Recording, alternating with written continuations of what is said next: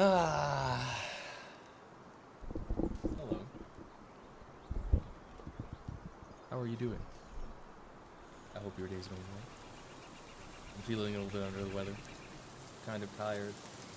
Didn't really sleep well last night because I had a weird Five Nights at Freddy's nightmare. It was pretty crazy. It was like a pizza place at a plaza that you just walk by. First of all, I was at the gym, right? And this dude at the gym had like this weird confrontation. This is still the dream, by the way. Had this like strange confrontation with me, and I was like, hey, listen, man, I'm here to work out and like, you know, get better, like get some gains, increase my health. I don't need any of this nonsense. He was like, yeah, you're right. And then he asked me to go pick up a pizza for the gym with his little brother for some reason. So I'm walking with his little brother. This is still a dream. In a plaza, right? Like any plaza, as one does. Oh no, I'm dying of cold. As one does. And well, speaking of which, I'll just do that. And the weird thing in this dream is that we passed by this place that's sketch as hell, and it creeps me out for some reason. And it's literally just like a plaza from Five Nights at Freddy's. And or not a plaza. There's a pizza place we passed by that's like kind of closed down, but not really. It's like you get the good pizza from there, but it's not like they didn't pour that much money into the development and what the place looks like. So it's like, you know, like cardboard paper covering the windows. But, you know, everybody goes there. Everybody goes there. As we're walking by the plaza, it's like late at night. I want to say like at 10, and no one's around. Like those old school or those made to look old school games, like PS2, PS1 era games. And you know how like nobody's there except for the few characters that are in the game because it's a low budget game. That's what it felt like. It was just me and this dude's little brother. And the pizza place is closed, so we're like, oh damn, that sucks, it's closed. And I'm like, all right, but I'm thirsty, I'm just gonna go over there. And we go to this like convenience store next to it, a little bit further down in the plaza, and I go in there, and it's like weirdly dark in there, but it's open, the store's open, but the lights are like dimmed. And the owner's missing from like the cashier stand. So we're just like going around, I pull up some soda or whatever, and I'm like, oh man, I want some chips too. And I get some chips, and this guy's little brother's causing havoc because he's a twerp, right? And all of a sudden, this is the crazy part. I think out of the corner of my eye as we're leaving, like, no one was there, so we couldn't pay, and I didn't want to just take it. So, you know, I just, like, was like, all right, whatever, I'll just leave it here, I don't care. I'm tired of this. I want to get back to the gym, finish my workout, go home. And that was the plan. This dude's little brother took some chips, and I had this, like, bad feeling. As we're leaving the store, as the store closes, I peek out of the corner of my eye, like a metallic kind of object, and it's, like, moving. And I'm like, okay, I don't want anything to do with this. It's not tonight. I'm just leaving. So it was already creeping me out that no one was there and the lights were dim and it was supposed to be open. So, yeah. So anyways, I do that, and we leave and we walk out. And I don't know why it didn't register to me. I thought it was just the dude's little brother, like, walking out with me. But he came a little bit later, and I hear the door open again, and I look back just to make sure he's not, like, stealing the whole store, right? And I look back like this, and behind him, in the dark, I notice something moving really quick, and inhuman. It was still behind him, but it moved fast enough so that when I looked, it was from the other plaza to the pizza place that had supposedly been closed, and it like slid into the door of the pizza place before I could see it. And again, it's like cardboard paper, and I was like, no, not today. So I was like, all right, come on, let's play a game with the dudes, you know, to not freak him out, with the dude's brother. I'm like, let's see who gets to the gym the fastest or whatever. And he's a competitive young kid who's working out, you know. So like, of course he tries to race me, And I'm not gonna lie to you, I did not, in the dream, I did not wait for this kid to like catch up to me to start booking it. I just started booking it. I was like, hey, if this thing comes to chase us, it's getting him first. So yeah, it was really creepy. I didn't want to go through that dream because I have a lot of nightmares very often. So like I try to manage my stress when it comes to sleeping by not going through a dream like that. I decided to instead, I decided to get in there, and I held the door open for this dude's little brother, and sure enough, that weird purple metallic thing was chasing after him. And I'm just like, hey, yo, something's coming out. Or I was like, hey, yo, your brother's in trouble, right? I'm like cutting corners here and explanations. So the dude, he drops the weights and books it out, right? And he runs to his brother. And I didn't even bother to look, man. I just let him out. I closed the door. I started locking stuff, man. And everybody else in the gym's like freaking out, like, what are you doing? What's going on out there? And you hear the gnarliest, craziest sounds. And I'm like, all right, it's about time to wake up from this dream, I feel like. But I couldn't do it. You know how sometimes you can't wake up from dreams? And,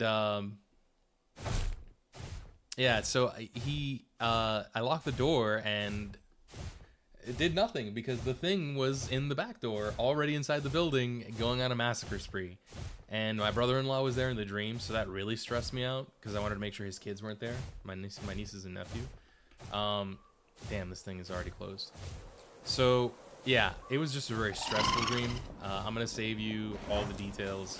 I finally woke up right before I assume it would have mangled me. It was like this weird purple, kind of like deep purple, glossy bunny is what it was. And it was like thin, like thinner than normal, not at all bulky. It was like almost a skeleton with just like decorative plating is what it looked like. But like the eyes were brand new. It looked very brand new. It was really creepy, especially when you're like incoherent in like 5 in the morning. So I woke up and I didn't go back to sleep, and that kind of just shaped the rest of my day. It was just a creepy incident period. So yeah, I'm pretty low energy. I don't feel like great. But I did make some progress in Pal World, and I wanted to stream it because I thought it might be fun. I also wanted to hang out with Pat and a couple of his friends, but I think they're not getting onto the Discord. He gave me a call earlier, but I declined it so I could join the room that they created just for this stuff. I guess maybe he forgot about it. We'll get back in a little bit. As soon as I get in a dungeon, I'll go ahead and give him a call. I'm trying to find like more attack pendants and stuff. I want to get a level 2 attack pendant because right now my attack is about 181, and with the omelet, it buffs to 198, so it's almost 200%. Is there anything here? Oh, there's chests here. Cool. Oh, there's a lot of chests here. Whoa. That's crazy. Oh. Large pal souls, too. That's extremely useful. I gotta remember this spot. Oh, I did. I marked it already. So yeah, that dream kind of shaped the rest of my day, unfortunately. I wake up at like 7:30 to go to work. And my fiance wakes up a little earlier than that.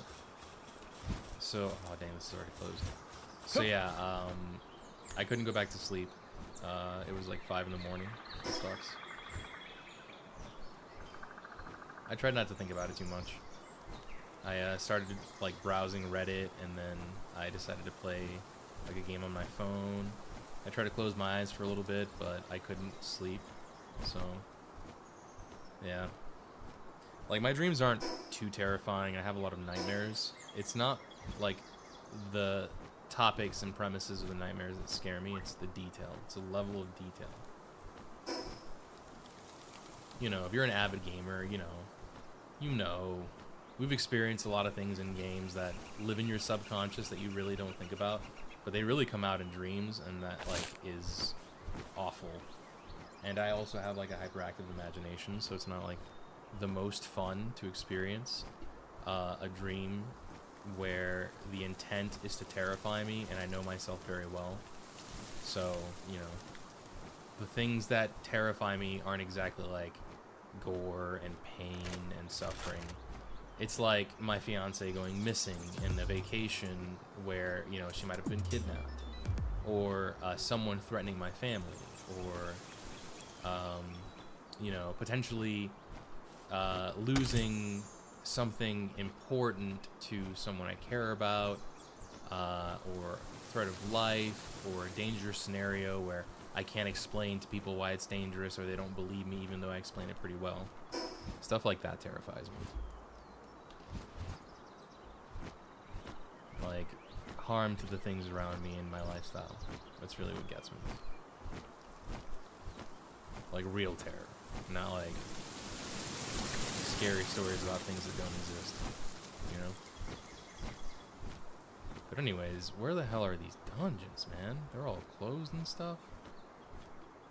I guess maybe I'll go look for some trees, or we could go to the desert, but the desert's not going to give me what I want, though. That's the problem. We need like a high-level area, and this is the only high-level area that I know of. Let's see, 47, it's a desert there. This is 31, 17, 47. What is this area? 49. This is 49, so maybe we could go here. I could probably go to the dungeons here, yeah. Let's teleport over here. And let's look for some dungeons. Let's do that. So yeah, that was my day. I went to work. I kind of forgot about the dream, but every once in a while it just crept up in my mind again. And I was listening to like a bunch of stuff today just to get my mind off it. And I like watching Asmongold sometimes, because while he is kind of a gremlin, you know, he does. I like his philosophy. I like the way he thinks, because it's not entirely fully meant to be like conservative or oppressive or whatever. It's meant to be realistic, and even he has moments where, you know, he's able to admit that he's wrong and willing to get into debates and discuss things of that nature. So, you know, I appreciate people like that. Very few famous people in the world are like that. Very few famous people in the world can take criticism too, and he takes it extremely well. So I look up to that. I wish to be like that. Very articulate, outspoken, sure of my own thoughts, stuff like that. And I think someone did a video on him today that was pretty interesting that he covered. It was like a lot about the ideas of stoicism, but not in like the mean way we've seen a couple of days, you know, recently, where it's like red-pilled as hell. It's more along the lines of like something he said akin to AI art, how it's unethical, and the consumption of things that we have is, in general, the things we consume on average are unethical, and nobody's ever cared about it until it bothers them, because it's a very self-serving ideal to be right and ethical when, you know, things affect you, right? It's like, it's not really, most people don't care. I wish I could condemn living that way, but because I don't live that way. I do in fact think, if anything, if I do become aware of anything that I think is extremely unethical and has a rather large impact on the way that I live and many people live, I tend to, it hurts me. It stings me morally and mentally, and even if I don't want it to, it stays in my mind. So I shift the way that I live, and I try, especially as like a person who grew up religious, I try to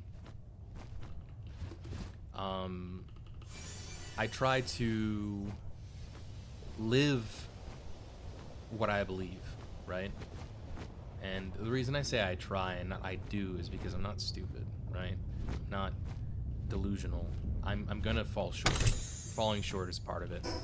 It's a huge part of living any sort of lifestyle. I'm not saying it's the only purpose to live those lifestyles, right? But I'm saying that falling short is the only thing that you can be certain of, right? People call it the human condition. I'm only human, all the nonsense that they like to use as excuses and stuff. But the truth is, it really does bother me, and I can't condemn it, unfortunately, because so many people live that way. I'm aware that I may be, I don't think I am, per se, because maybe, again, I can fall short of my own ideal, the exception. So they were just talking about how unethical and ethical consumption has been an ongoing theme with AI and its pause or whatever is what people are calling it nowadays, I think. The pause of AI or whatever. Oh, there's a dungeon here. Neat. Let me get this teleport point. What? So, this game, to the point that I'm trying to make, has really been making me think about that a whole lot. I have friends who play this game completely different than I play it. And I'm not gonna lie, the way they play the game makes me a bit sad, because one of the things... Hello, bird? You gonna be alright? One of the things that they do that makes me sad is they're very obviously kind of like in a greedy way about the way they consume in this game. I don't like butchering pals because they're a little too close to human for me. I feel not exactly a connection, but more like a resemblance. They seem like children to me. Like just not really uneducated, but like unexperienced. And the more you unlock technology, the more human they seem to be. The more they show reaction and interest and skills that you can only kind of explain as being human in a sense. And that whole debate sparked, well, not the debate, but the theme in the past couple of months has been that. I've really been thinking, like, I eat chicken on a constant basis. As a matter of fact, I'm on a specific diet right now because I'm just vomiting words. I have, my cholesterol is high, and high blood pressure kind of runs in my family, so I don't want to take any chances. So I'm really regulating my diet right now because I also need to lose weight. And I look at Chicky P, and he's not a perfect example of things that I'm attached to, right? Chicky P very obviously is kind of just a chicken. Like, nothing about Chicky P is resemblant of human in any way, shape, or form. Even though there are people who have their own ideals about the way most animals and potentially pals persist in their mindset, like in their, what am I trying to say, perspective, is like everything is alive, right? Like, it's not black and white. I'm gonna be real with you. I'm not gonna preach about how animal cruelty should stop, because like there are animals who literally serve no better purpose than to be eaten, which is really unfortunate to say. Chickens are a really good example. They're very resilient. They're so dumb, and they're not dumb because of us, right? Because of how we've abused them. They're just dumb. They've been dumb forever. That's a huge dragon egg. That's a Yormantide, I think. They've just been dumb. They're just dumb. They're just dumb. I've never known an animal to go more off instinct and less off thought than chickens. But to the point that I was trying to make, a perfect example is like Liftmonk, right? Foxsparks, Ruby. Like, the way they behave shows a level of intelligence that, you know, is a little too close to human for me. Now, I'm not going to say I'm not killing pals in this game, right? Or knocking them out. The Gale Claws constantly go into my base, but they're the aggressor in this scenario, right? So, either way, the point that I'm trying to get to is that debate really sparked an idea in my mind. I'm like, damn. There is a chance that I am consuming unethically almost everything that I consume. And it's never bothered me before because I didn't understand at what level. But something now as an adult helps me understand the level of unethical consumption that I'm taking part in. And for the most part, I do kind of feel bad, but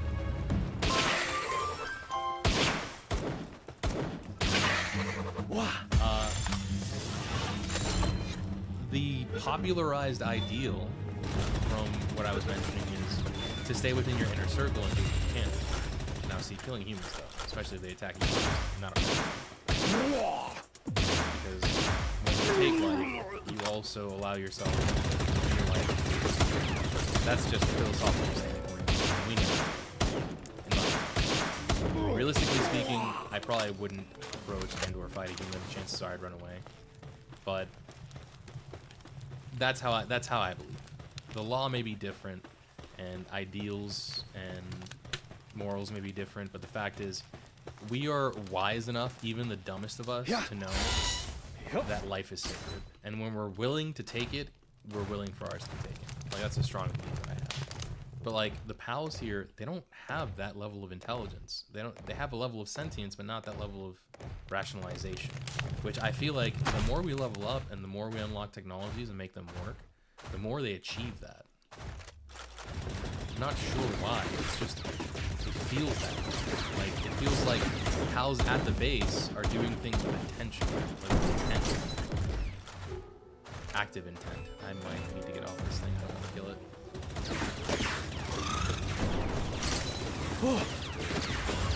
Died. Okay.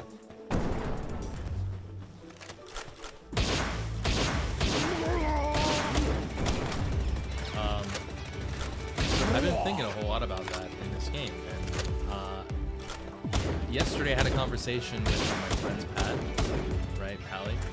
Yeah. Oh, I don't know why I did that. I don't want him. I don't want him. I don't want him. That was instinct. Thank you.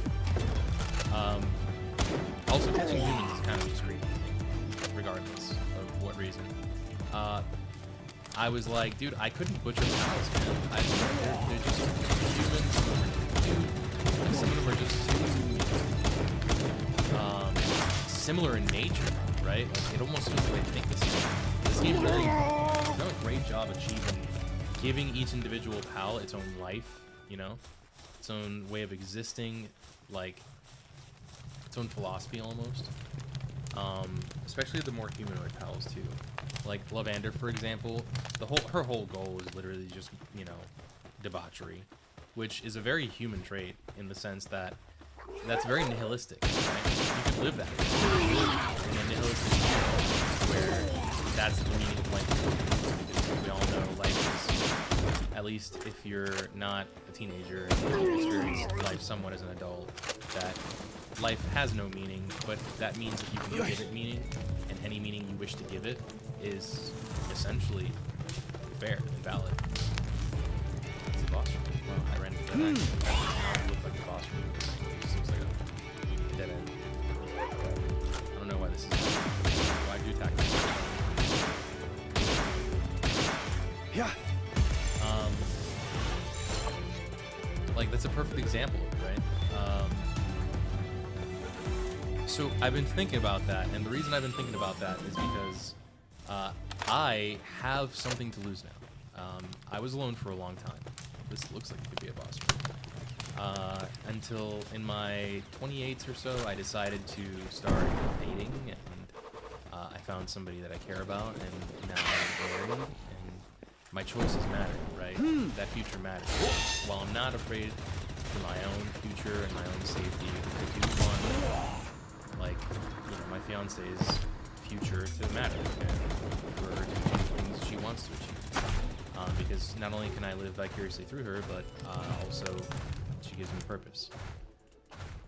So, I do want to consume more ethically, because that's something she also cares about. However, she is unaware, like most people are, right? And she is a kind of person that if it's convenient for her, then it is what it is. It's just convenience over quality. Okay, it's a bad schematic. I don't care about this. So I found 2 so far. That's crazy. But the more I talk to her about these kinds of things, the more I see her develop as a person, and the more that makes me want to develop as a person. If you've never fallen in love before, I really would recommend it. It's good for you.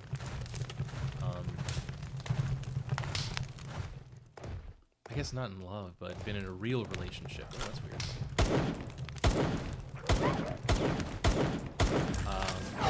One that's meant to last, not one that's for fun, you know? Oh, I'm interested. This thing might get my way out here. Yeah!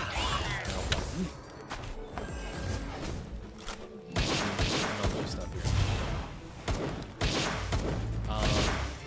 I've grown more, I believe, and I've also been told, not just my family, but by friends, and sometimes even my fiance's friends. I'm sure they have a vested interest in telling me nice things, but it's also, they don't know me, so I'm not in their inner circle. Oh, this is where I was trying to get to.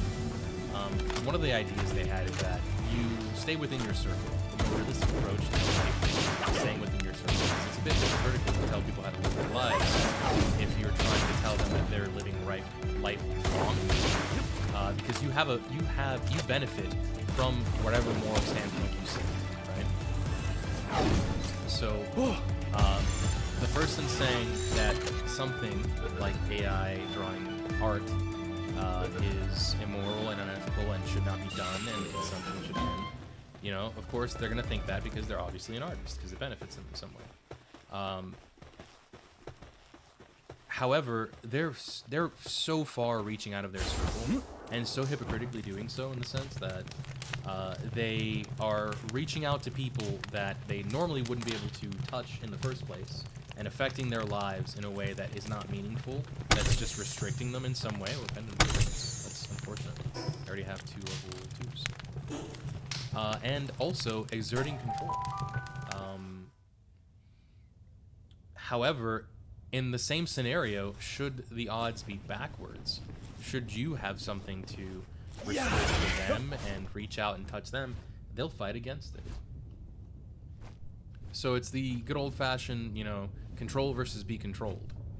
And the idea that they live and act so fervently, with fervor, to tell people how to live and what to do, shows that they should not be able to do those things.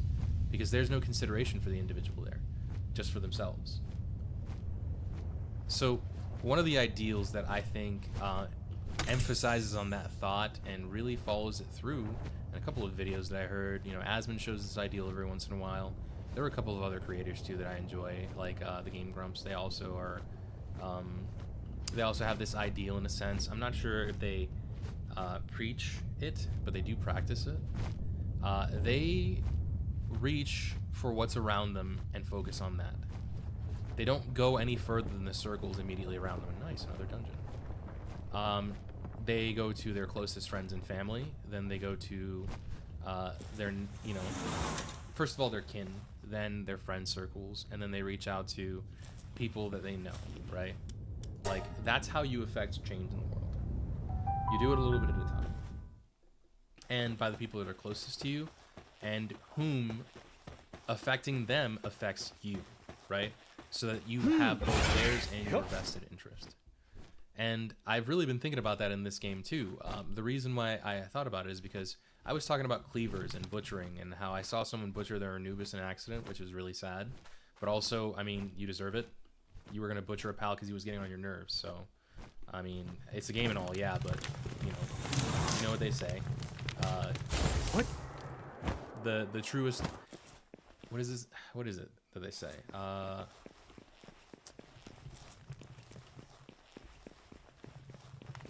think it's something along the lines of the truest things are often said in jest, right? And if you don't speak any form of deep thought or philosophy, it's the things you joke about the most are the things that are constantly on your mind, right? So if you're joking about butchering and murdering an animal because they get on your nerves, then you've thought about that. And that doesn't imply immediately that you're a horrible or terrible person. That just implies that you're capable of that, and you're aware that you're capable of that. But instead of taking it a little bit more seriously and keeping it under control, you let that spill out to everybody around you, potentially making other people uncomfortable for the benefit of you having to let other people know that you're capable of that, right? Which is absolutely unnecessary. So anyways, I'm sidetracking here, and I gotta stop sidetracking, but this guy butchered his own Anubis, and I was like, damn, I mean, deserved. You shouldn't be using the butcher knife at all. There's no reason to. And the moment I said that, Pally took the butcher knife, and this bastard butchered like 3 Mozzarinas because they give you meat that gives you a burger that enhances your attack by 20%. And you know what? I might just do this. So I'm like, first of all, eggs give you 10%. Much more ethical, much more useful. He's like, well, my ethics don't extend to video games. And I'm like, well, that's the thing, right? Like, if you can't practice your ethics in a world that you can control, then your ethics don't mean much. But then his idea is it's a game, nothing I do here matters, so of course, why not commit atrocities? And I'm like, that argument is insane, but he's also a friend, and I'm gonna let him ride that train of thought out. because me telling him what to do is just gonna make him want to do it more, you know? So, I'm like, yeah, you know what? Whatever, Pat. You do you. I'm not gonna do that, though. I feel like practicing what I believe in a place where there is no recourse and it doesn't matter, just, I meant to catch that. Extend it, you know, extends my belief and proves it even further. You know, like, he had his own philosophy, I had my own. That's how, you know, you ought to do it with other friends. Like, attendant +1, that's nice. And we just let it go. Because, you know, disagreeing is normal, and that's completely okay. And I'll say it one more time for people in the back. Disagreeing is normal, and that's okay. So yeah, that happened, and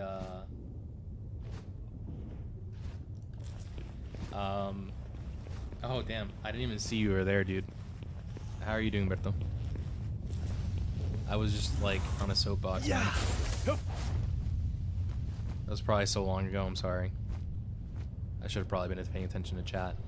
So yeah, you know, we have a disagreement like we often do, and our friendship has survived all those disagreements, and we do have moral and value-based common ground. So, you know, I'm not gonna let an idea over a game kind of mess us up. Even though it's not that simple always. Should I just go get Jet Dragon? I think I'm too low. I should probably wait till I'm 45 or something. So yeah, I had that thought to myself, and I was like, you know what, I'll take that small victory for myself. I'll think about it, and I'll continue to practice that. And all that served to do was to show me that I'm sure that I believe I, in some way, or in some capacity, have a system of ethics and morals, but it could always be expounded and be better. Lately, I have been thinking to myself, like, I've made a lot of changes in my life, and I've even realized, I'm aware that the old me has to die, in a sense, in order to make space for the new me who can probably succeed. And I was thinking to myself, like, I'm stuck on what to do to change, to be better, to adapt more, to make meaningful change in my own life. Like, at this point, I think I've hit the maximum ability of my awareness, right? Like the cap on my awareness. I don't think I can be any better than I am now, because I would need to see from a third person point of view, which I can't. It's impossible. I also can't let go of certain biases, of course, and this actually, surprisingly, it's been a long time, but this really opened my eyes to a new possibility. It made me more aware of, well, how and where I could do that. So what I'm trying to say is, in life, right, on average, you think that you've developed a certain way, and all these people that push an ideal think they've developed a certain way: veganism, feminism, conservatism, you know, whatever, humanitarianism, you name it, right? Everybody thinks they've reached the ideal, and they get comfortable in that soapbox, and then they live in that culture until the culture changes, and then they need to either change with it or have a midlife crisis in the middle of it, right? Which, you know, happened recently. Now, that's why there's a lot more liberal views in the population compared to a lot more conservative views. And I think it's on the backswing, honestly. It's just going to rubber band for the rest of eternity, I feel like, unless something happens, something drastic happens. And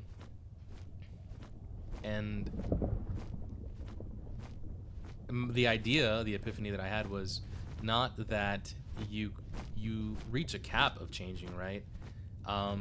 People say, like, oh, if you ever stop growing, then that's it, you're done for. But they never tell you how or what to do. And I'm going to try and visualize it for you in a way that I understand it, which is maybe not going to work for you, but I just want you to know it's there and it's true. And the way I visualized it through the epiphany was, I can reach a level that I'm comfortable and happy with in certain morals, ethics, values, and ideas, right? Ideals. But that doesn't mean I'm done, because there are other areas. It's not just how to heighten this ideal or this value or this moral further so that I can become a godly being of knowledge in veganism, or or feminism, or you know, humanitarian causes, or activists causes, or what is it people are doing nowadays where they're messing up historical artifacts to get attention, which is kind of working, but in a bad way. They're getting bad publicity. Global something, climate change or whatever. I can't remember. You don't have to just sit there and sit on your soapbox forever, right? And I know it's for the people who are disciplined, who truly want to keep changing. Why am I up here? What am I doing? What am I trying to achieve? Get to the top of the volcano? I was looking for dungeons. You can stop in the area where you are and instead pick up a different cause. Learn something about that and where you stand. And I'm not saying, you know, ride or die for it. I'm saying, like, understand it, learn it, understand the people behind it, and then find where you stand. And you don't have to tell anyone. You just find where you stand on that ideal and then let it come back later. There are other areas that you can be better. And I really thought my family is everybody has, you know, generational demons, right? My family is more or less along the lines of prideful slash very emotional, very quick to judge, quick to anger. They assume a lot of nonsense and without any real evidence, stuff like that. Not everyone in my family, but it is definitely a generational demon that most of us hold, at least. We have to get control of ourselves, because if we don't, we hurt the people closest around us first, right? Because you get very, I'm committed to getting to the center of this volcano. You get very paranoid, and, you know, if something isn't set out in the open, you're thinking it in your mind, and unless it's confirmed for you, it's the truth. And that's not great. Oh man, I actually have been here before. So that was a waste of time. Still gonna get this life point effigy though. It would be absolutely scary as hell if something came out from the center of that volcano and grabbed you. What the hell is this? My guy? Everything alright? What? Confusing? I mean, I had shotgun shells, so that was cool.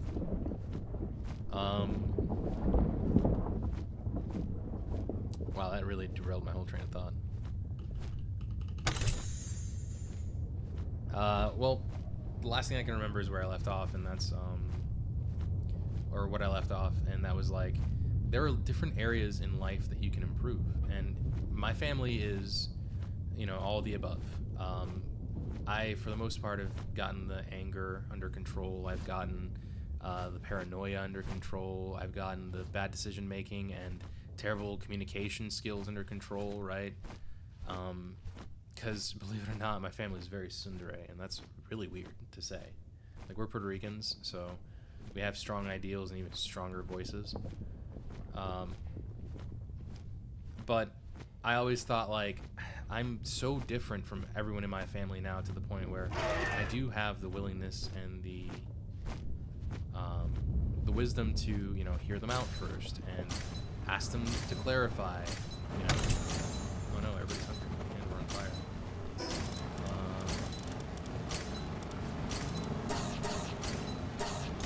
You know, like, ask them if they're sure if that's what they mean or think, or you know, just the average stuff, the stuff that helps verbal communication make way, right, and enhance relationships. So I was really proud of that for a long time. But I was like, there's more I could do, because I see other people who have the same types of families and they've done better. They've created a better life for them and their family, and they're trusted by them to mediate, you know, to understand every single angle and not just be biased, because they care. They really care about each other. And he's helped foster, or they've helped foster, that kind of belief, you know, that I know it's difficult now, but don't hate me, you know, just because we're different. Like, give me time, help each other grow, have patience. I thought, you know, I can't get any better. Like, I've reached my peak, and I can't do anything else to understand emotional and communication behaviors that would foster them. And the fact is, okay, so then take a step back. Like, I never thought about my own ethical consumption, right?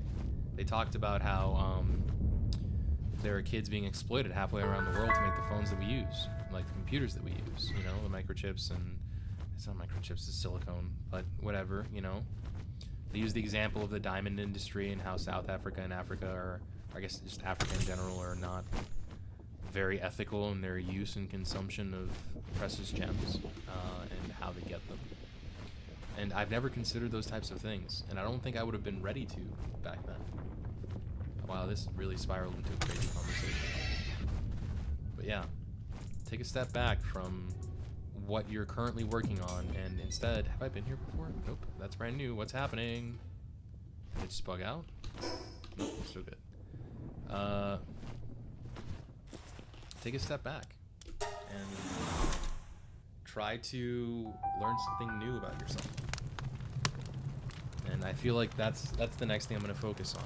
Like, where does the food that I eat come from? How good is it for my health? That's also something I'm really concerned about. He is just tanking up that. Oh my guy. What are you doing? As a matter of fact, what moves do you have? That's right.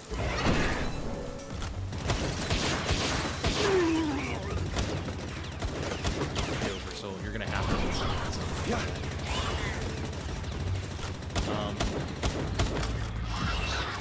There we go.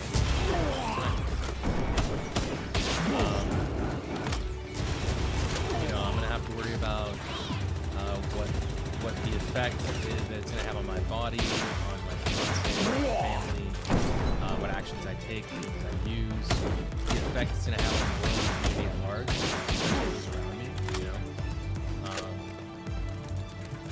My friends and family and how they're doing, and financially and mentally, my own finances, you know, stuff like that. I've never really thought I'd be thinking about those things because I never really wanted anything out of life until recently. And again, that's why I really recommend strong for like the 0.5 people who listen to this, building relationships that are going to last a long time, because those people could change in a way that'll change your life. You know, it's a big deal.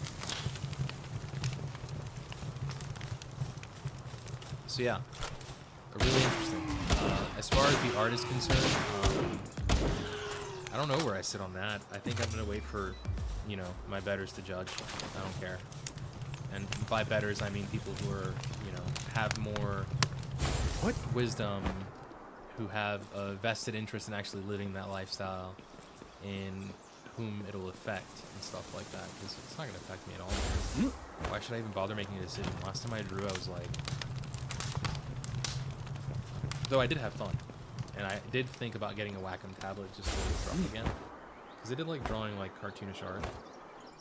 I wanted to draw for video games and stuff, but those dreams were dashed pretty young from a lot of stuff that I had to do with work from my parents and from, you know, people around me. I had this art teacher once who said my art was not even art, so that was I think his name was Mr. Respect. Still don't remember his name. It had some sort of impact.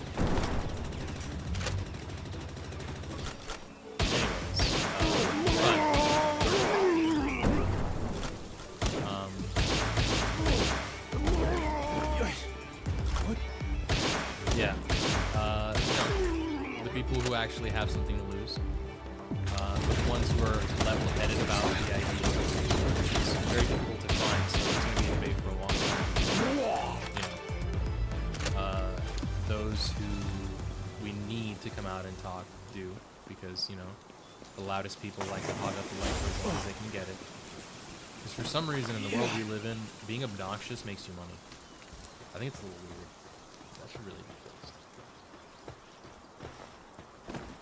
What do you have to say? What's obnoxious or not? What? Oh. I guess maybe I could, but I don't want that kind of power. Power corrupts. And the kind that doesn't is easily taken.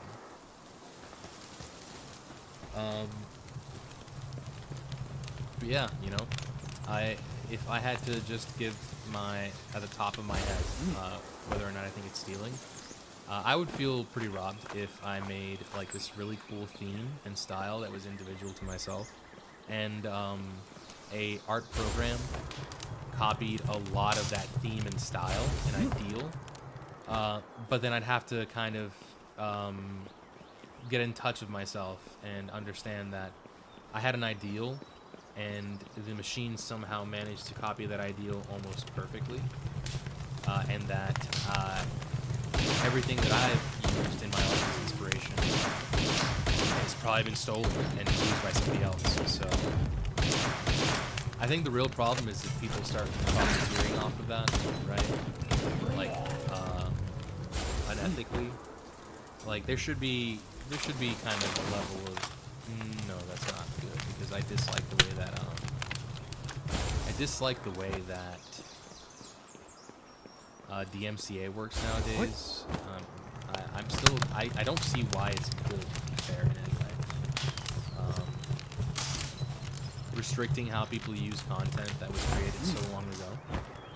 You know, like if art was made about 10, 20 years ago, it should be free use. If music was made 10, 20 years ago, like at this point, it's had enough time for the person to make money off of it, right? And affect the culture. What? I feel like that should be it. But I just wanted to kind of, you know, share my thoughts. It was pretty interesting. Let me get on this thing because I'm tired of fighting. I just want to go collect chests and get out of here. 48 minutes, so damn, that guy's got a crazy aim.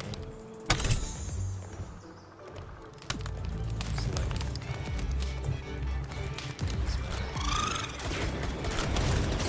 Okay. Server runs.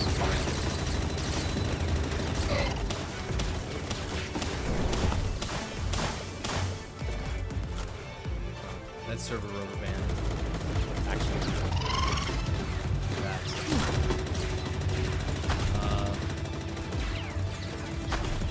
yeah, I think that's all there is to be said about that.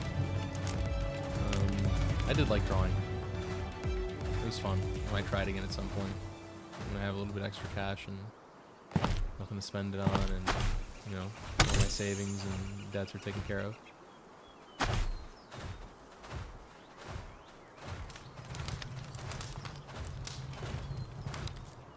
But yeah, after that certain time point, I think it should be free use.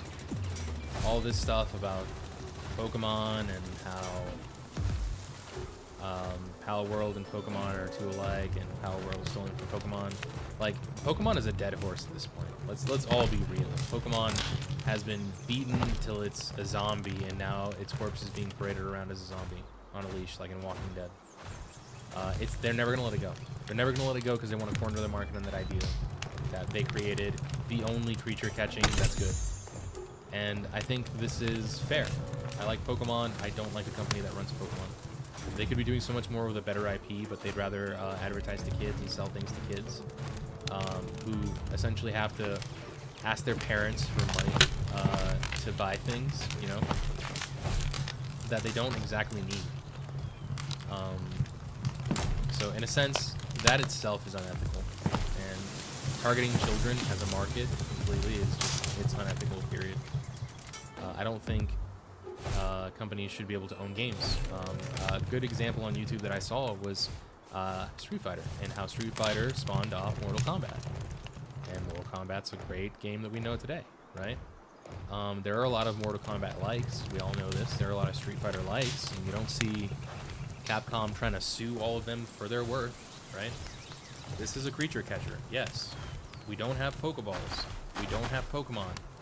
Yes, they look kind of similar in concept, but because of that, it shouldn't be illegal and terminated, right?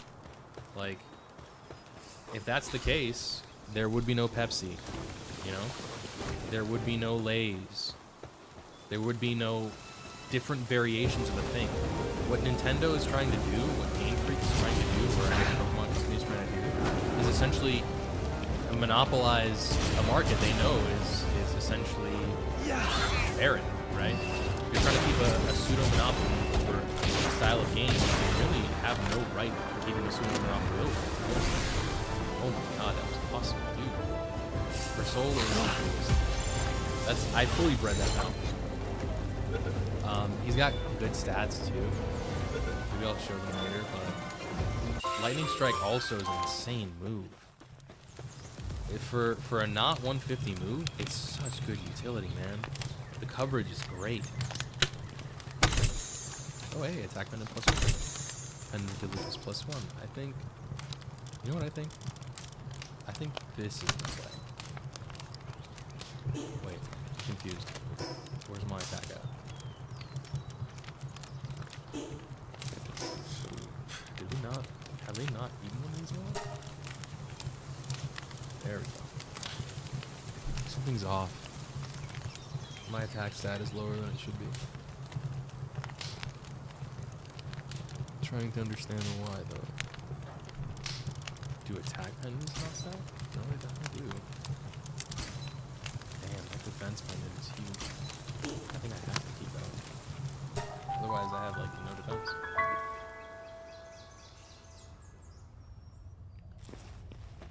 Where are we at? Whoa. Neat. That was kind of fun. Alright, I think I'm done doing dungeons for now. I'm a little bored of it. I personally don't like the aspect of exploring the world without a story very much. There's really not a whole lot to do, except for catch pals, which personally as a creature catcher, I'm not into catching every single creature, just the ones that I like, and I like having meaningful story and purpose with them. I like doing things with the pals. It'd be really cool if you could like, you know how Pokemon used to have like fashion shows or talent shows or beauty shows or whatever? I can't remember. It was like in Ruby and, oh no, I think I do myself here. Oh my god, that's so much damage. Ruby and Sapphire, you could like do the ribbon contests or whatever, and you could like combine moves and you know, do stuff like that and dress them up and all that nonsense. That'd be pretty cool. Just like a friend or a pet or activities you could do with them other than shooting things, you know? Like, part of the allure of creature catchers is that you can hang out with the creatures. It's a really cool idea. That would broaden the audience, I feel like, a whole lot more. Even, you know, people who... That's something that Pokemon always should have done, but they don't, because they're not vested in the interest of what the people enjoy. They just want to produce what works over and over and over and over again. Sometimes two versions at the same time. It's really dumb.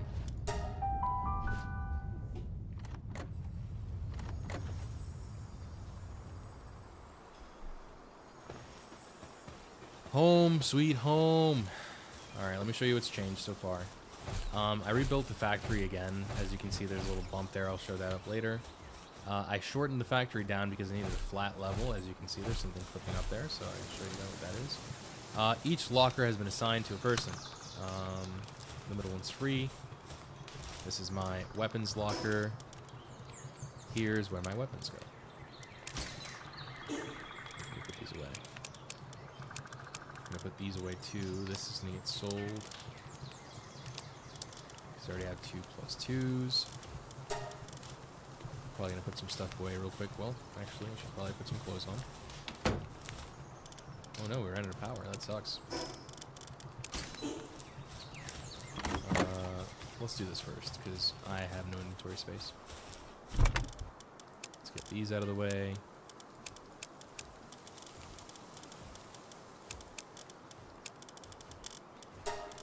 Alright, what's this? This is heat-resistant metal armor. We're just going to discard that, because I really don't want to go out to sell it. I need this. What is this? Fireball? Do I need this? Yes. Your soul must know every move. I think these can just go here. Yeah, I'm sure people need them. Let's just do that. This is a community chest. Anybody in the guild can just come up here and grab stuff. I like doing that because it helps them start the game. Game's a bit difficult to start at the very beginning. I'm just going to discard these because they're useless. Put the ammo away because we're not going to use that right now. And then we're going to go power the base real quick because the eggs probably aren't hatching. Put this away. All this away. This away too. What do I have on? I guess these can go away too.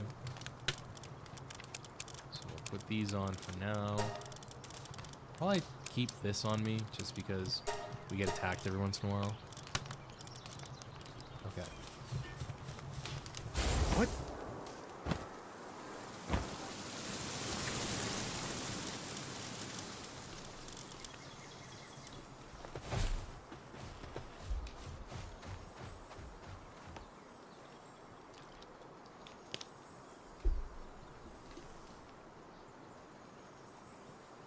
All right.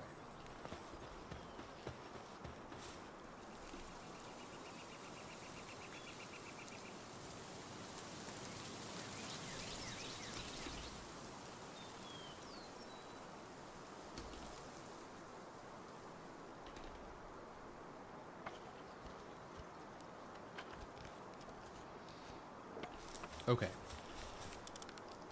Let's put this stuff away. I forgot to put the drugs away.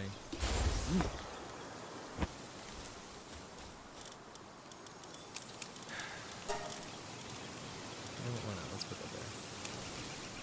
In case we need it later.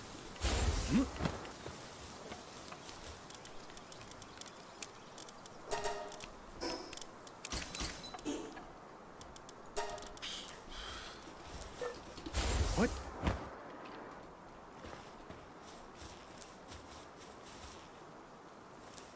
Yeah, they're not ready yet. There's some in the back that are ready. I guess we'll save those for later. Put this in there and then put these in the locker.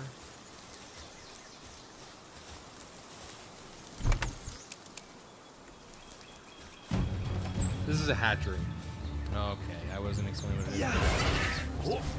This is a hatchery, so it uses both temperatures. It can reach maximum hot and maximum cold. So we can have 100% comfortable eggs whenever we want. The only caveat is that we can't have different kinds at the same time. It has to be, oh, this is a pretty good lot. It has to be the same, I think, oh, no, you're still alive.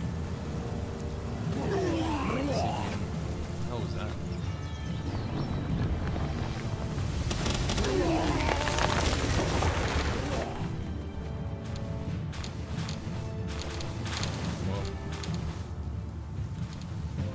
Easy farm. What is this? Is the server bugging out? I guess that's it. You have to have the same eggs, but it works really good. I'll show you how it works right now. Actually, it's really neat. So Yerman Dragon, of course, stuck on the roof, as always. Let's go ahead and take her out. Move him in and out. Get that done. Perfect. Gates are closed, right? Is the other gate closed too? Yeah. Wow, he's not coming in here to kindle. That's crazy. You alright, my guy? Could you though? Would you mind going in here and kindling? That's dope. That's not what I want you to do. Yep. God, these... It's so frustrating. Okay. I can't get him to do fire. Alright, usually he won't stop going in there, but now he's not going in there, so one sec. Let's see if this guy will. Guys, please. I'm trying to show my crib. Just go. Yeah.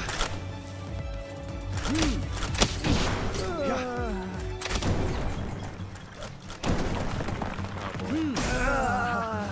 I've done this. Okay. I'm not gonna use grenades again. Please, stop it. I beg of you. Don't make me do this.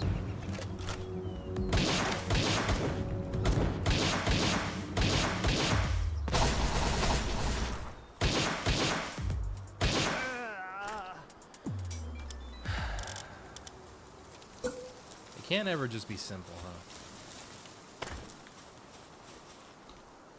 Just can't. It's gotta be complicated.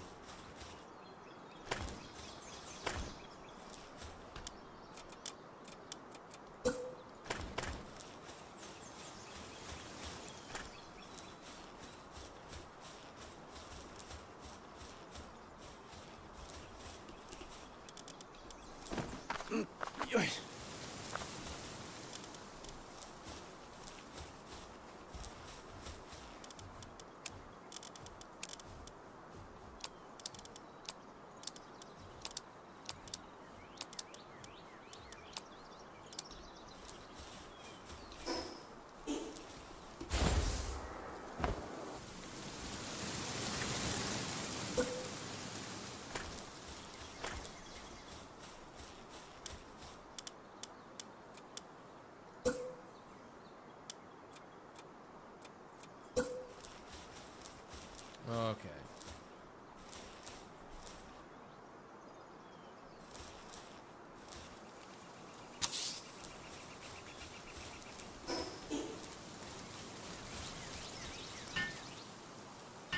All right. So the incubation room, the hatchery, the nursery, whatever you want to call it, it functions pretty simply. So we needed these exhausts to be here because they're too tall otherwise. You can apply a fire pal, and even if the door open, as you can see, the temperature is pretty high. It simulates heat being pretty hot. It's comfortable for dragon eggs, which need to be the hottest, I think, and desert eggs. So it's at a comfortable heat for these eggs, which is great. And the same can be said for the cooling. With a Yorkman dragon, I'm pretty sure we can have it be hotter, but we don't need it to be hotter. The cooling works the same. So you have one egg species of each type, and you put whatever pal to fix the job. As long as you leave the door open, they can get out and eat and stuff, and, you know, they'll continue. These exhaust, so we tried building them with just the floor tiles right above their head, and it didn't work. We needed to create, like, extra spaces like this. When I created it with closed walls, it would break the walls eventually. It causes damage to the walls, even the ice one, so I'm not sure what's up with that.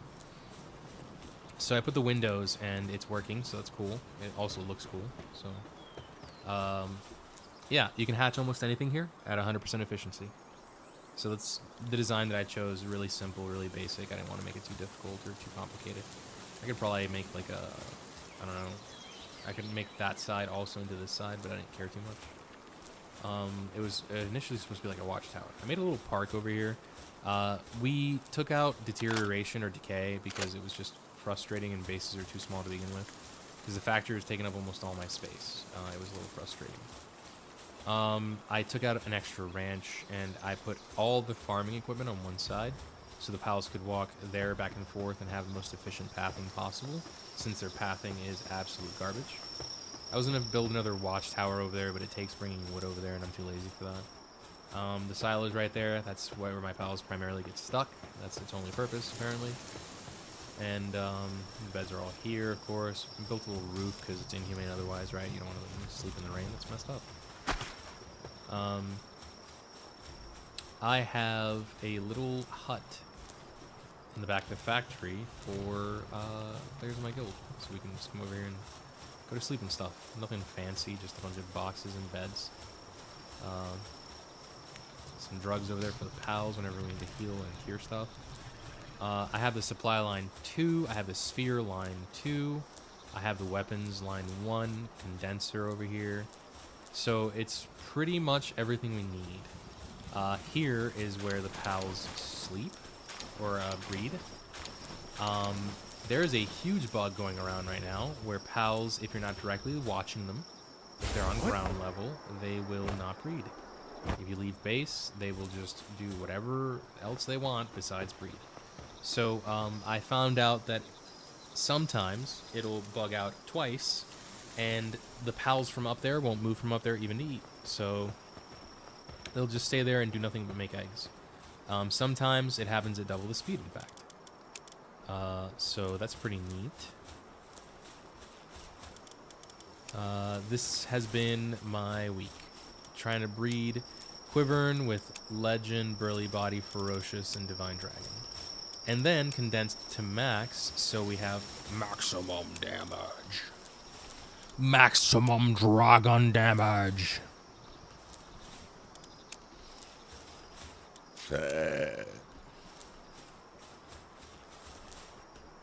So yeah, Dragon Cannon does like an incredible amount of damage. So I have one with bugged attack stats because of a server thing that I just decided to give up on because I'm tired of it.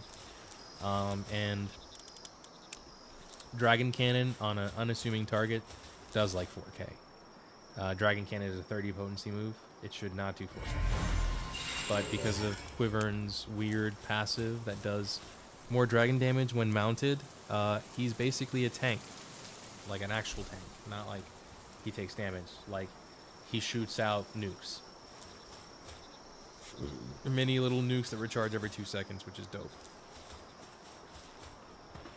So yeah, I'm just gonna leave this as is. Anybody else on? Yeah, one person. Yeah, that's the tour of my base. It's changed quite a bit. I found out big pals actually can't rest unless you have big beds, so that's cool. They have been not sleeping correctly because of my ignorance. So I'm sorry for that. Mini cloth.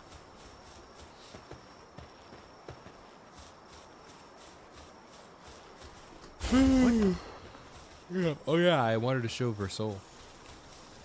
I've decided to take the role of helping my server breed. So I'll be the pal breeder and the main means of getting pals that have good stats, skills, IVs, levels, whatever have you. I'm not too invested in it. I'm just doing it so that people who don't have the patience for breeding but enjoy the game can at least play endgame with us and do dungeons and possibly do legendaries and more content when more content comes out. Just trying to keep them invested because they're having a good time, but if you don't breed, this game kind of kicks your ass. So just a warning to anybody who's looking to play the game and isn't sure if they'd enjoy it or not. It'd be hard.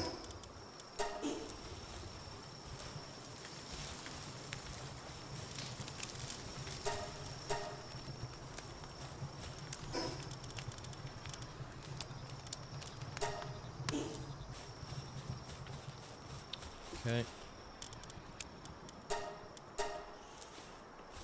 Nothing's really changed for the outside since the decay loss has been removed, or decay has been removed. I decided to put up the walls again because it stops raids, and at this point I can just one-shot raids like you saw me do just now, pretty easily. We've unlocked a lot of the technology tree. Pally's helped a whole lot, very immensely, with getting us the stuff that we didn't unlock yet earlier so we could progress quicker. We're almost done. So yeah. I've also decided to start up a currency system too.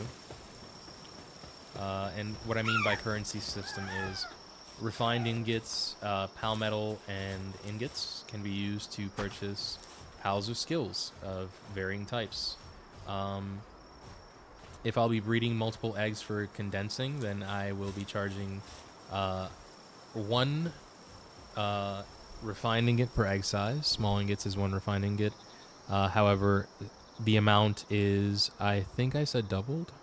So 2 normal ingots per egg size for small eggs. Large eggs are 2 refined ingots, which would equal out to 4 normal ingots. And huge eggs are 3 per egg. So, you know, I don't have to farm all that much, and I can actually dedicate my time to being here at base. And obviously, What? breeding, like, is the intention. Let me show you Versol. And this is the result of so many hours of figuring things out and trying to understand how breeding works. So as you can see, he has crazy stats. His attack is really high. He's got 40% passive increase, but his attack and defense IVs are perfect, which is why he has over 1,000 at only level 40, because he's nuts like that. His HP is a little lower. I think it's average. It's like 15% instead of 30%. If you don't know what I mean, IVs can yield up to 0, from 0 up to 30% increased stats. And what I'm saying is, he has 2 of 3 IVs, because there's only 3 IVs. There's attack, defense, and HP. As 30, so maxed out, and one of them is 15. So he's overall a pretty good pal. I don't think it matters too much that we don't have perfect HP IVs, because we'd be at 5,000 right now, but his passive is a big deal too. Condensing gives 20% from 1 to 5. So his passive is lifesteal. That simple. He does damage, it heals him. He does tons of damage because of high attack. He also can do massive AoEs and hit a whole lot of things, so he gains tons of life back. We don't have Dark Laser. I think I might get Dark Laser because it'll give him the most lifesteal, but right now most of us are feuding over what trees have what fruit and teaching pals fruit, which I made a suggestion for a community chest, like we already have. But I guess either everyone is trying to use ignorance to their benefit so they can get what they want faster instead of just working like a team and assigning, you know, I want this specific fruit and I want that specific fruit. It is what it is. You know, we'd be able to just pick and choose here, and if somebody finds something, then they can just toss it out and give it to them there. But they don't want to do that, so I'm not going to force them to. So yeah, that's the base. That's the update so far. Basically just been doing a lot of nonsense. No one's out right now because the bug that I mentioned where they don't move from up there and only keep creating eggs only works if you have below a certain number of pals. So that's why they're not up there. That's why nothing's out. It's not like I'm hurting either. The essentials are here. We need power to make the heaters work. We have tons of food in the fridge, man. Like, we couldn't run out of food even if we wanted to. So I can make endless cakes and pizzas. And we already have like 600 plus pizzas out in both, between both feeding pools. So we'll be completely fine. Yeah. That's it for today's stream, probably.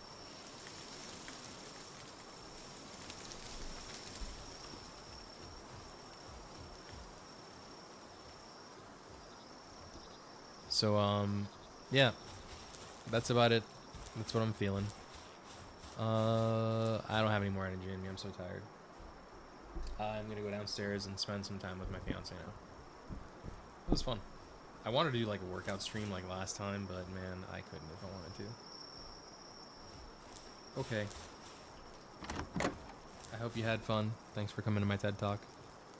Peace. See you guys next time.